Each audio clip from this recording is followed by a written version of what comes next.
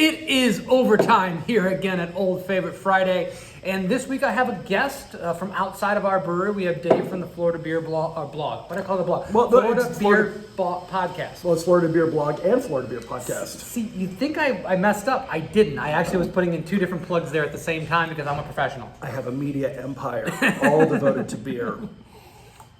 Well, we just got done doing one of these podcasts. It's going to be aired at some point in the near future. Okay. And I was hoping that you would come in and do an Old Favorite Friday with me, which you obliged. I really appreciate that.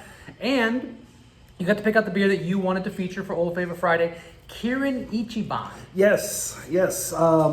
One of the more ubiquitous when it comes to Japanese lagers. Actually, I think this is technically a Pilsner. Okay.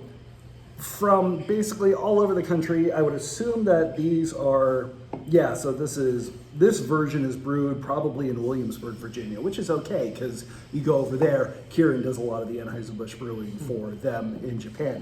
One of the things that I love so much about Japanese beer, Japanese culinary styles, Japanese pretty much everything is that they are masters in the art of subtlety.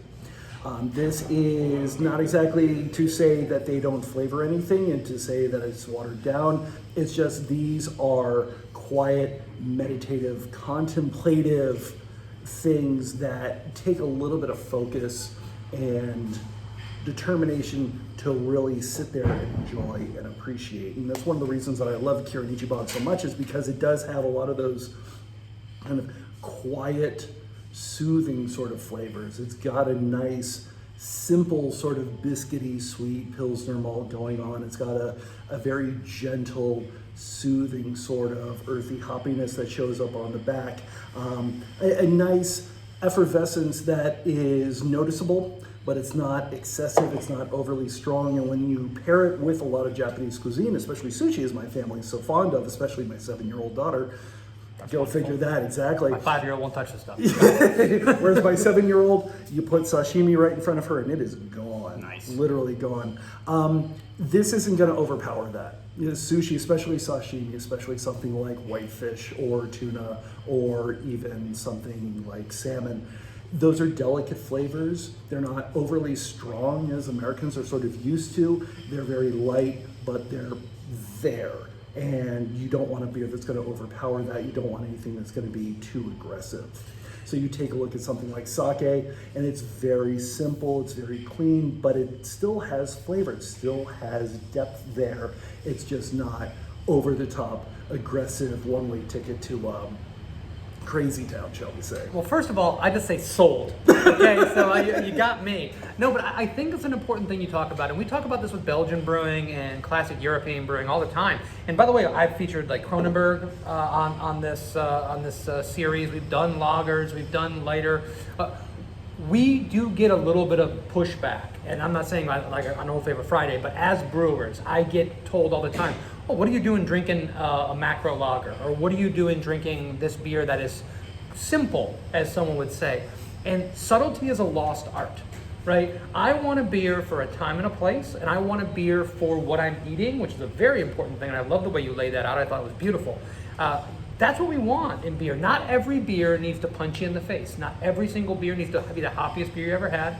We do Belgian beers. I don't want to drink a quadruple every single day for every single meal. So there's a time and a place, and there's a pairing with food that comes. And I love the fact that you can take something that is subtle, that is nuanced, that is flavorful, and that is refreshing, and kind of elevate it and give it like a little bit of love, because that's what this series is all about, is giving love to beers that people say, it's on a grocery store shelf, so who cares? It's funny when you talk about Japanese and Japanese influence, one of the styles that is really starting to make a resurgence, which makes me very happy, is the rice lager. Mm-hmm. But it's done in a way, because you talk about rice and beer, and if you talk about that in the United States, you're thinking of a cheap, off-the-shelf white rice that is used to water down the grain bill, make it cheaper, get it out the door faster, and the flavor really does have a negative impact on that. Whereas craft breweries, and there's several here in the state of Florida going on right now, are understanding that when it comes to a rice lager, when you use a good rice, when you use something that is flavorful, it brings some beautiful nuances, but they are nuances. They are not overly aggressive. Here in Boca, we are so close to the Murakami Museum, and something like this is perfect for something like that, especially when it comes to their tea ceremonies, which are exceptionally quiet, exceptionally contemplative and gentle and reflective.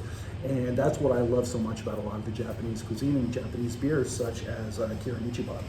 Yeah, I mean, just subtlety is so underdone. I mean, we live in a culture where food-wise, we're beat over the head with, sugar, salt, and fat, right? Yes. And it's like, okay, well, we'll just pile our food full of that, and you won't taste the carrots anymore, and you won't taste the potatoes anymore. You're just going to taste sugar, salt, and fat, and it's gratifying. And I'm no different. I will enjoy that to the nth degree. But when you go to like classic, and I know we're talking about Japanese style, but go to Italian cooking, and you just get a tomato and mozzarella salad with a little bit of basil and olive oil. Good caprese just goes far. Every one of those flavors is subtle. Nothing is over the top, but together they make music, right?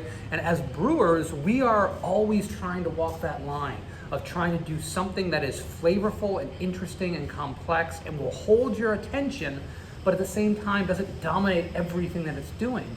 And we look at things like saisons, and we look at things like pilsners. I'm a big fan of like the Kolsch or the Golden Ale or Cream Ale for a lot of those things. And I know this is sort of cliche, but if you've seen the blog or listened to the podcast, I and many other craft beer people, if I go to a new brewery, what are you going to have? That's what you're going to have, because it is simple, and it takes it almost takes a lot of restraint to brew those, because you want to, let's throw 20 pounds of Citra, and let's do cashmere, and let's fill it full of cake from Publix and some other stuff. But if you can pause and you can just let things be, the beer will not be excessively crazy fireworks, but it will be a thing of beauty and kind of a piece of art.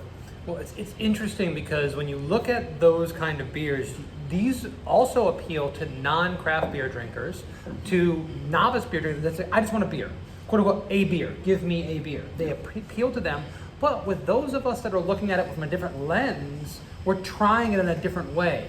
Maybe we let it warm up a little bit. Maybe we wanted to explore some of the depth. We taste a little bit something different every single time.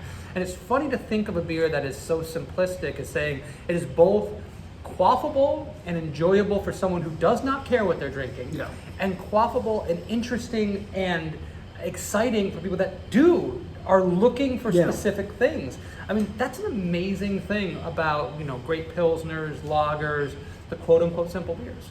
It does a lot to kind of appeal to both sides. You're absolutely correct. And there's a certain cleanliness and a certain quality that having something that can go both ways, very few things can do that if you're not super, super focused on making something that's gentle and simple and clean. Yeah.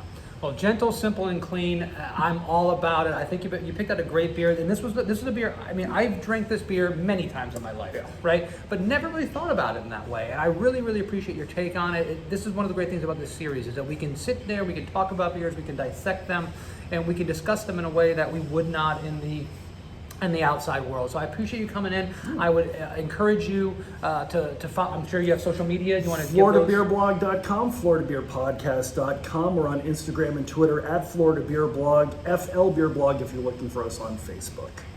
I haven't said that before in that way at all. And if you do go ahead and follow that, and you're a fan of Barrel Amongst, myself and Bill McPhee are going to be on an upcoming episode. And if you're a fan of United We Drink, we're going to talk about maybe doing something here in the near future. So there's like symbiosis there. There's a crossover. We'll make that work. I would really appreciate if you check out some other videos on the channel. Did you have anything else you want to say? I want sushi. Oh, okay.